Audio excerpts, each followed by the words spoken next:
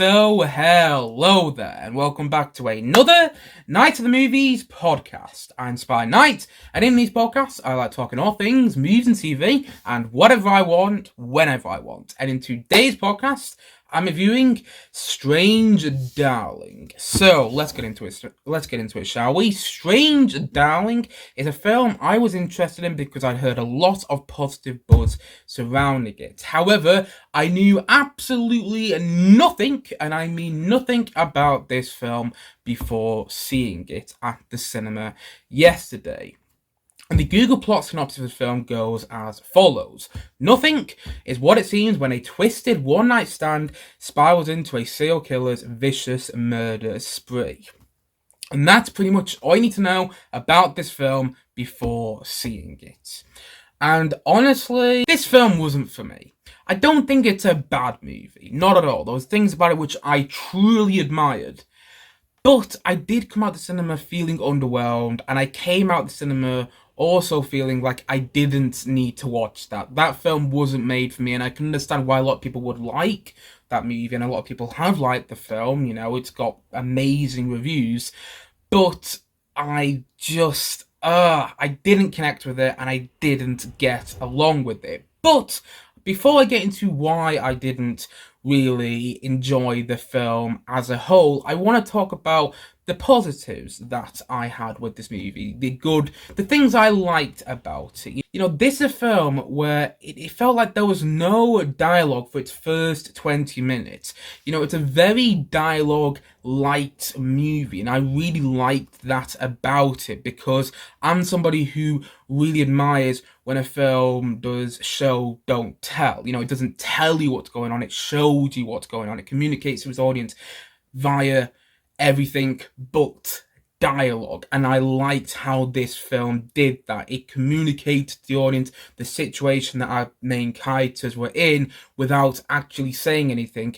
And the dialogue in the film, like I said before, there's not much of it. It's a dialogue-light movie, and it felt like when the dialogue was used, it was used to great purpose, you know? And that was something I really did like about this movie.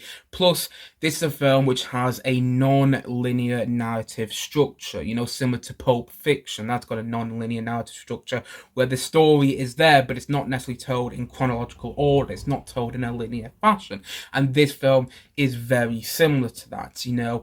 The film is split up into 6 chapters, this film is, and it starts off with the 3rd chapter, and then it cuts to like the 5th chapter, and then it cuts to the 2nd chapter, and it's jumping all over the place. And it works that. For the most part, there was a bit of that non-linear narrative structure where it kind of became its detriment, but at the same time, it did work because it twisted genre expectations with this movie. Like, at the start of the film, you think one thing's going on, but then when you cut to chapter 1 and chapter 2 later on in the movie, when you cut to the beginning of this story, you realise that what was going on at the start of the movie was actually the other way around. And I've just spoiled a bit there, but if you haven't seen the film, you won't know what I'm going on about. But I liked the non-linear narrative structure. I always admire a film that has a non-linear narrative structure, but still manages to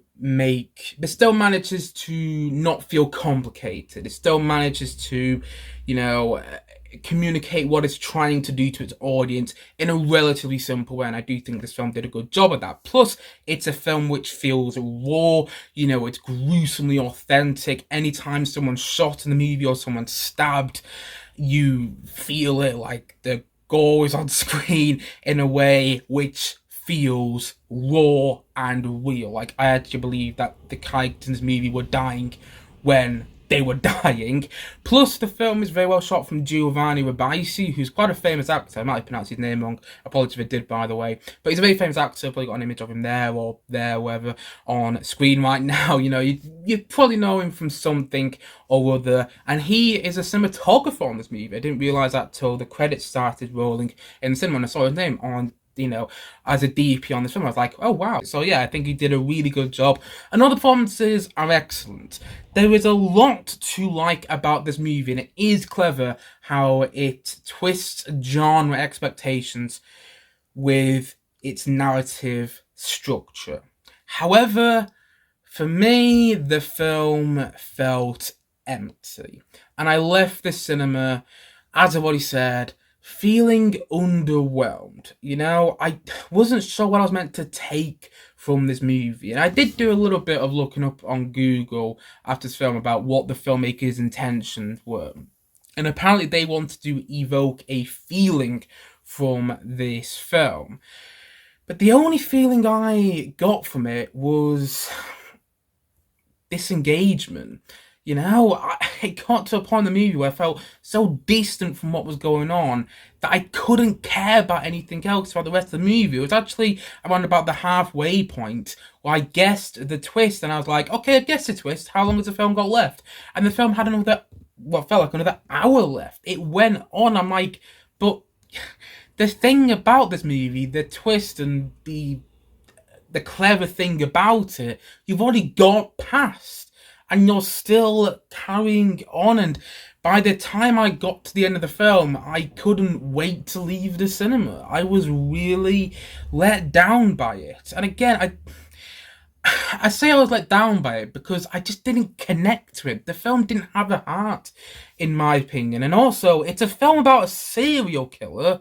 And I was surprised by how much I didn't find it suspenseful, or didn't find it scary, or didn't find it nail-biting at all. Like, there is a serial killer that we follow in this movie, and whenever that character was on screen, I was surprisingly not engaged when the serial killer was on screen. I didn't really care about what was going on. I didn't feel much suspense, and you should feel suspense, and you should feel scared in a film about a serial killer. And I just didn't. And like I said before, it got to a point about halfway through the movie where I just didn't care about what was going on anymore. I didn't connect to any of the characters by that point. So by the time the twist came, by the time I figured out the twist, and I didn't figure out the twist straight away, so give credit where credit's due there. Sometimes you watch a movie that has a big twist and you guess the twist quite early on, and I didn't guess the twist straight away with this movie. But by the time I guessed the twist, I didn't really care about anything else because I didn't connect to the characters, and nothing in the second half of the film after the twist made me connect with the characters anymore. It was a film which felt empty, and it made me feel empty leaving the cinema. I was like, what was the point of that? I don't understand what that film was trying to do. It was trying to evoke feeling. Okay, well, the feeling it evoked to me was disappointment. It just wasn't for me. I didn't get along with it, and I can understand why a lot of people would really like this movie. And if you're a horror fan, I can understand maybe where you get more out of it than I did, because I am not a fan of horror movies. That being said, I also saw another horror film yesterday that I did really enjoy, but I'll talk about that later this week. However, for me, Strange Darling, yeah, just didn't work. It wasn't. This film wasn't for me. And that's totally fine. Not every film has to be for me. But, yeah. I felt the pieces were there. I don't know. I just didn't feel they fit together the best. And so, all in all, I'm going to say that Strange Darling, I'm going to say it's about a 5.5 out of 10. It sounds like I'm giving this film quite a low rating. Usually when I think a film is fine, I give it a 5 out of 10. And usually when I've just enjoyed a movie, I give it a 6 out of 10. Just enjoyed it, nothing more, nothing less. And I've given this film a 5.5 out of 10 because, honestly, I didn't really know what rating to give it. Because it just wasn't for me. It's just one of those films where, like, I was watching it in the cinema literally thinking, it's just not working for me, I'm not connecting with anything going on, and I don't really care about anything going on. There's things that I can sit there and admire about it, things that I can sit there and go, okay, that is objectively good, And I do think that's well done and, everything like that. But there were parts of the movie as well I was just like, yeah, I can see why somebody else would absolutely adore this. But it's just not made for me, And that's why I'm giving it a 5.5 out of 10, because there is so much to admire from a filmmaking standpoint, but there was also a lot that I simply didn't get along with, as I've said about 5 times in this review now. Boy, do I pay myself quite a bit. So I'm going to round things off by once again saying that Strange Darling just wasn't for me, and that's why I'm going to give it a 5.5 out of 10 from me.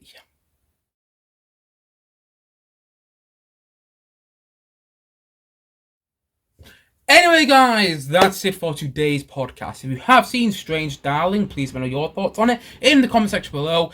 Please let me know if you loved it and why I'm wrong in the comment section below, because I always love when someone loves a film more than I do. So yes, please let me know your thoughts on this film in the comment section below.